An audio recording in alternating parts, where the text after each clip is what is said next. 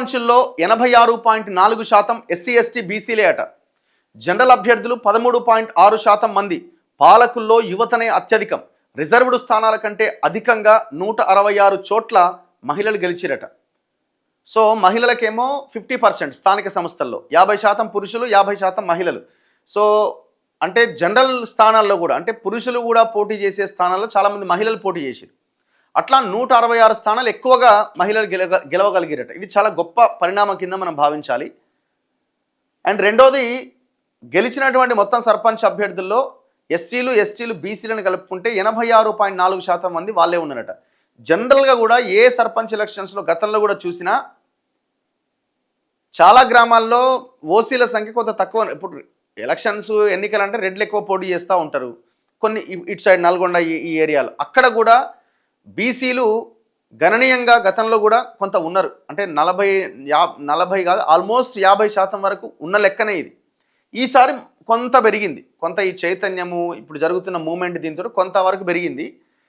కొన్ని ప్లేసెస్లో జనరల్ స్థానాల్లో కూడా ఎస్సీలు పోటీ చేసి గెలిచిన సందర్భాలు కూడా ఉన్నాయి. ఇది ఇంకా గొప్ప పరిణామం. ఇది రావాలి. ఇంకా ఇప్పుడు మళ్ళీ ఏమైనా బీసీ సంఘాలు వీళ్ళంతా మళ్ళీ సైలెంట్ అయిపోయారు. మీరు ఈ మూమెంట్ని రాబోయే 2028, 29 ఎలక్షన్ల వరకు అస్సలు ఆపొద్దు. రాష్ట్రంలో జరిగిన గ్రామ పంచాయతీ సర్పంచ్ ఎన్నికల్లో 86.4% మంది ఎస్సీ, ఎస్టీ, బీసీ సామాజిక వర్గాల వారే విజయం సాధించారని, 13.6% మంది అన్రిజర్వ్డ్ అభ్యర్థులు గెలిచారు. రాష్ట్ర ఎన్నికల సంఘం దీన్ని వెల్లడించింది. గవర్నమెంట్ చెప్తున్నది కాదు, ఇది ఎలక్షన్ కమిషన్ చెప్పింది. విజేతలైన 12,702 మందికి గాను 4,946 మంది, అంటే 38.9% మంది బీసీలు గెలిచారట. అంటే 42% మనం ఏదైతే మాట్లాడుతున్నామో 42%కి ఇంకా రీచ్ కాలే, మనం దగ్గరలో ఉన్నాం. 3,726 అంటే 29.3% మంది ఎస్టీలు గెలిచారట.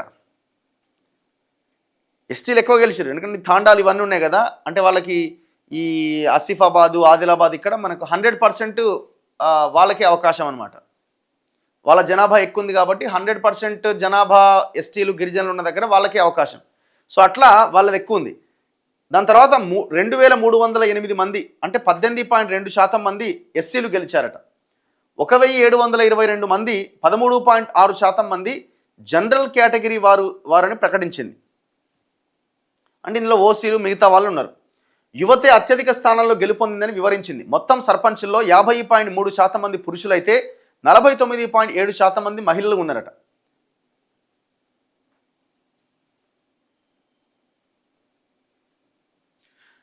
తమకు రిజర్వ్ అయిన వాటికంటే అధికంగా 166 స్థానాల్లో మహిళలు గెలిచారు. రాష్ట్రంలో 12,728 గ్రామ పంచాయతీలుంటే 11,497 స్థానాలకు పోలింగ్ జరిగింది. 1,205 ఏకగ్రీవమైనవి. 21 చోట్ల ఎవరూ నామినేషన్స్ వేయలే. 5 చోట్ల ఎన్నికలపైన కోర్టు స్టే విధించింది. మొత్తంగా 85.30% పోలింగ్ జరిగితే ఒక్క చోట కూడా రీపోలింగ్ జరగలే. యాదాద్రి భువనగిరి జిల్లాలో అత్యధికంగా 92.33% పోలింగ్ నమోదైంది. సంఖ్యాపరంగా నల్గొండ జిల్లాలో అత్యధికంగా 9 లక్షలకు పైగా ఓట్లు పోలైనవి. రాష్ట్ర వ్యాప్తంగా సగటు మెజారిటీ 112 ఓట్లయితే 288 చోట్ల అభ్యర్థులు 5 కంటే తక్కువ ఓట్లతో విజయం సాధించారట. అంటే ఆల్మోస్ట్ 300 మంది 5 ఓట్ల కంటే తక్కువ మెజారిటీతో గెలిచిరట. 4,500 కంటే ఎక్కువ పంచాయతీల్లో 100 ఓట్ల కన్నా తక్కువ తేడాతో అభ్యర్థులు గెలిచారట. ఓట్ల సగటు 22%గా ఉన్నది. ఏంది చెల్లని ఓట్లు 22% ఉన్నదట. విజేతల సగటు వయసు 41.5 సంవత్సరాలట. అంటే మొత్తం యూత్ ఎక్కువ గెలిచిరు. 41 ఇయర్స్ యావరేజ్ ఏజ్. అంటే కొంతమంది 70 ఏళ్ళు ఉండొచ్చు, 80 ఏళ్ళు ఉండొచ్చు, ఇట్లా కొంతమంది 26, 27 ఏళ్ళ కూడా ఉన్నారు.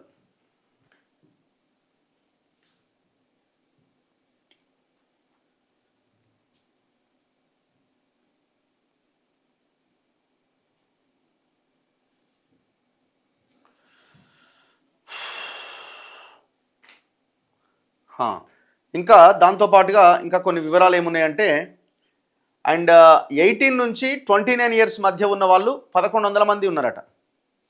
అంటే 18 నుంచి 29 ఏళ్ళ వాళ్ళు, ఇంకా అతి చిన్న వయసు వాళ్ళు 1,100 మంది ఉంటే, అత్యంత పిన్న వయసు 21, తక్కువగా ఉన్న వాళ్ళు 95 మంది ఉన్నారట. అంటే 21 ఇయర్స్లోనే సర్పంచ్ అనే వాళ్ళు 95 మంది ఉన్నారట.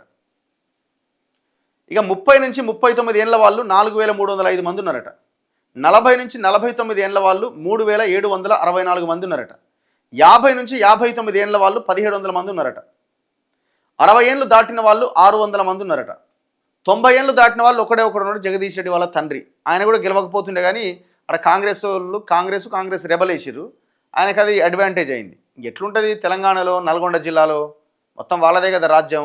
ఆడ జగదీష్ రెడ్డి ఆ పార్టీలో, యువతల పార్టీలో కోమటిరెడ్డి వెంకటరెడ్డి. సో వీళ్ళు ముందుగానే మాట్లాడుకుంటారు, మనోడే గెలవాలి మళ్ళీ ఆడోది గెలవదని. ఆడ ఇద్దరిని పెట్టిరాడు కాంగ్రెస్ వాళ్ళు. ఆడిద్దరు అయ్యేసరికి ఈయనకో 700 ఆయనకు 700 పడ్డాయి. ఆయన ఒక 100 ఓట్లతో ఆయన బయటపడ్డాడు. లేకపోతే ఆల్రెడీ ఆయన ఎక్కడ గెలిచేటోడు అక్కడ ఆ ప్రాంతంలో అవకాశం లేకుండా ఉండే.